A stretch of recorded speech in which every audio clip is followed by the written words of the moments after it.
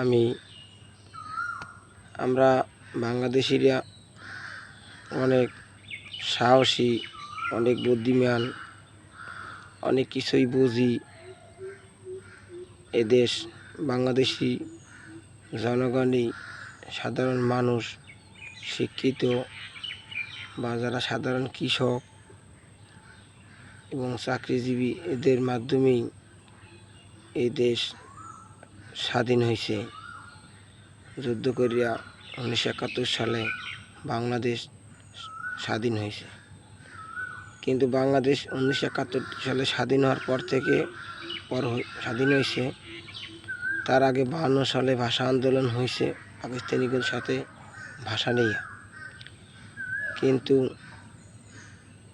বাংলাদেশ এই 54 বছর শেষ হইয়া চলে যাইতেছে, কিন্তু বাংলাদেশ তেমন একটা বেশি ভালো কোনো প্রযুক্তি দিয়ে অর্জন করা হয় নাই বা পারে নাই। কোনো সরকার চেষ্টা করে নাই। আর কোনো ভালো কোনো, যেমন সরকার যদি উদ্যোগ না নেওয়া হয়, তাহলে উদ্যোগ তো কেউ নেওয়া হবে না। যেমন আমাদের প্রতিবেশী আর এক দেশ চীন, সে সরকার জনগণ বৃদ্ধি হয়েছে, অনেক বাড়িয়ে গেছে, সেই জন্য কয়েক বছরের জন্য শুনছি বিশ্ববিদ্যালয়, স্কুল, কলেজ বন্ধ করে দিয়েছিল, দিয়ে ঘরের ভিতরে বাসা বাড়িতে সরকারি প্রযুক্তি দিছে।